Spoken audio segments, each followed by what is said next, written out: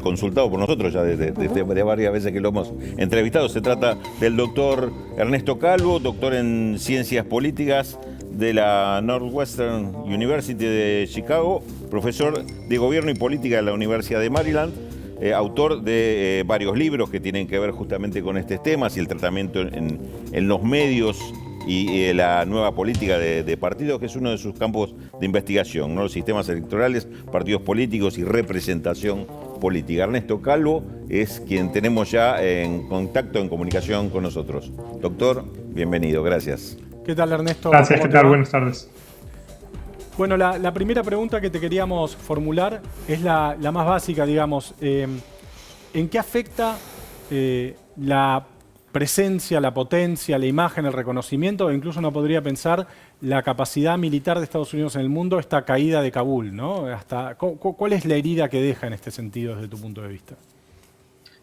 Creo que hay más un shock muy temporario ahora porque las cosas fundamentales por las cuales se ha debilitado la imagen de Estados Unidos en estos últimos 10, 12 años exceden lo que ha pasado ahora en Kabul. Mucha gente compara lo que pasó en Afganistán ahora con la caída de Saigón, por lo traumático que fue domésticamente para Estados Unidos, pero lo cierto es que el conflicto y la disputa por la hegemonía política, militar y económica en este momento ha puesto en jaque muchas instituciones de Estados Unidos en el orden internacional por ya varios años.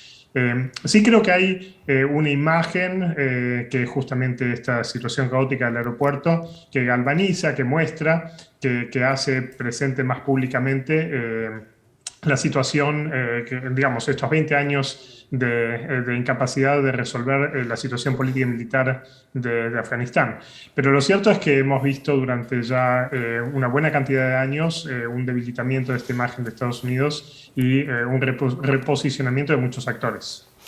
Ernesto, ¿cómo estás? Ayelena Oliva te saluda. Quería preguntarte sobre el discurso de Biden, ese discurso que una vez que controlaron Kabul salió con un discurso de ganador, ¿no? ¿Esto lo ves como que hay una lectura en esta clave del gobierno o es claramente un juego retórico para decir de algo sirvieron estos 20 años de intervención militar en Afganistán? No, hay un poco de ambas. Creo que hay, como decís, retórica, principalmente pensando en que para el momento que lleguemos a la campaña electoral, las elecciones intermedias el año que viene, esto va a estar en el pasado distante y lo que va a quedar son las grabaciones de Kabul que van a distribuir los republicanos y la grabación del presidente Biden que va a distribuir los demócratas. En Estados Unidos todo esto es totalmente internalizado como un problema de política doméstica. Sus consecuencias son pensadas en vistas a las elecciones, con lo cual no hay duda de que Biden presentó una imagen que puede ser utilizada dentro de un año y no simplemente para responder a los eventos de hoy en día. Al mismo tiempo, creo que Biden trató de deslindar el hecho de que los fracasos en Afganistán son fracasos de 20 años. Son 20 años en los cuales la política de Estados Unidos en la región ha sido desastrosa, es reconocida como tal, y en Estados Unidos ya desde finales del gobierno de Bush había sido percibida de ese modo. Han pasado desde entonces una docena de años y seguimos en una situación muy similar.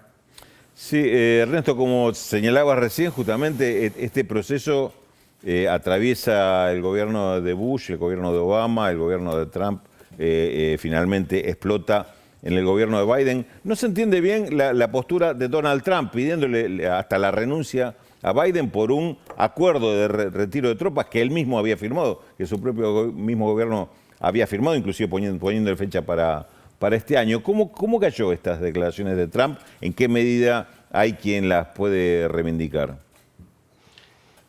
Va a haber alguna reivindicación. Hay que tomar en cuenta que Trump es en este momento el líder del Partido Republicano.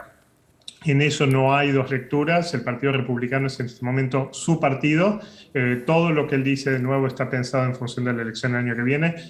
Trump nunca tuvo problema en decir cosas que no son ciertas. Lo ha hecho extensamente, lo hizo durante la campaña. Ni tampoco ha tenido problema en tirarse para atrás y decir lo que él quiso decir o hacer fue distinto que lo que realmente hizo. Así que creo que no sorprende. Y de nuevo, al igual que Biden está pensando en la campaña dentro de un año y posiblemente la reelección en 3, Trump está pensando en su vuelta al poder político dentro de 3 años y todo lo que dice no está evaluando el presente, sino capitalizando para el futuro. Ernesto, proyectando este desastre de Kabul hacia adelante, ¿vos crees que Estados Unidos a partir de ahora va a dejar de invadir países? ¿O puede que dentro de 10 años, o bombardear incluso países, o puede que dentro de 10 años, o 5 o 2, en respuesta o en reacción a algún acontecimiento, vuelva a caer? Uno podría decir, después de Vietnam, Estados Unidos se la iba a pensar muy bien antes de invadir un país, y la verdad que no ocurrió. Entonces, digo, vos que vivís ahí hace tantos años, conocés tanto la cultura norteamericana, el sistema político y demás, ¿qué puede pasar con esto? No, creo que hay muchas razones por las cuales Estados Unidos es un país que está profundamente militarizado. Lo está domésticamente, lo está su policía, lo está su ejército, y la percepción de que los fracasos tienen que ver con la falta de ejercicio del poder y de la fuerza, y no con su inhabilidad de hacerlo en cualquier escenario o con errores fundamentales en lo que respecta a su política exterior, hacen que Estados Unidos posiblemente va a ser muy activo en un futuro cercano en política exterior, en política militar. Lo que sí cambia es el estilo de intervención. Va a haber una pausa importante entre lo que pasó ahora y el envío de tropas masivas a otros países. Estados Unidos tiene muchas formas de operar militarmente, lo está haciendo constantemente. El ejercicio activo del poder militar con tropas es distinto al ejercicio militar que lo hace frecuentemente, más allá de lo que pasó ahora.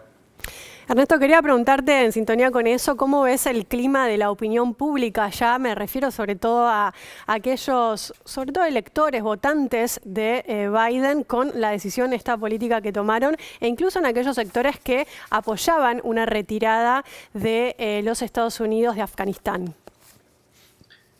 Es interesante, hay un agotamiento tan grande en Estados Unidos luego de 4 años de Trump, que en este momento el nivel de desconexión con la política es muy, muy grande. Pandemia por un lado, agotamiento, una polarización que ha durado ya casi 20 años también. Entonces, todo esto hace que las críticas que hay, tanto dentro del Partido Demócrata como también del Partido Republicano, estén activando una élite muy pequeña. La gran mayoría del votante de este país, tanto demócrata, republicano como independiente, en este momento no quiere más noticias, está totalmente desenganchado, y lo que uno ve es una discusión intensa sobre este tema en las élites, pero muy poco efecto a nivel de votante.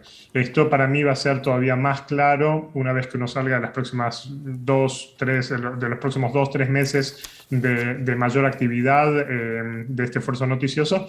Después de eso, lo que posiblemente vamos a ver es que toda la situación de Afganistán va a perder vigencia, y sería raro que ocupe un lugar central en la campaña.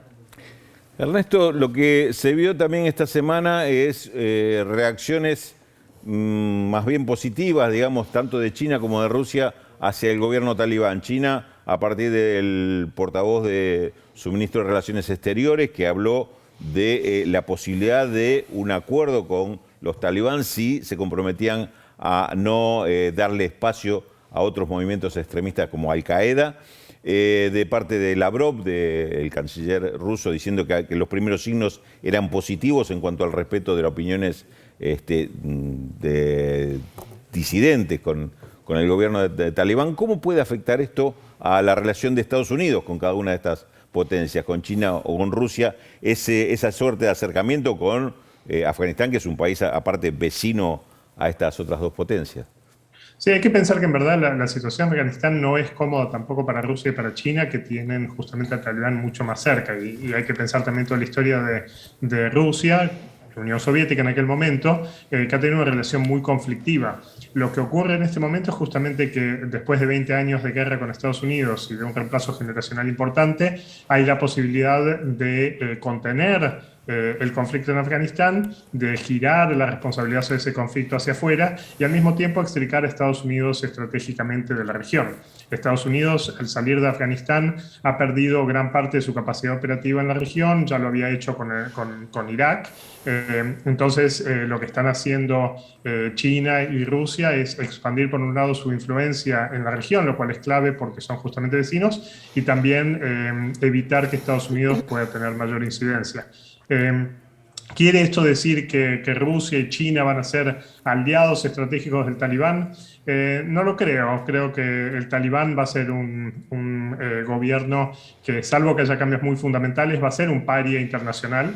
va a ser utilizado por Rusia como fue utilizado por Estados Unidos contra Rusia en su momento, pero sería difícil que haya algún tipo de alianza que vaya más allá de utilizarlo como peón en el juego político internacional. Ernesto, te agradecemos mucho esta entrevista con la televisión pública. Te mandamos un abrazo grande desde Buenos Aires. Gracias. Gracias por la invitación.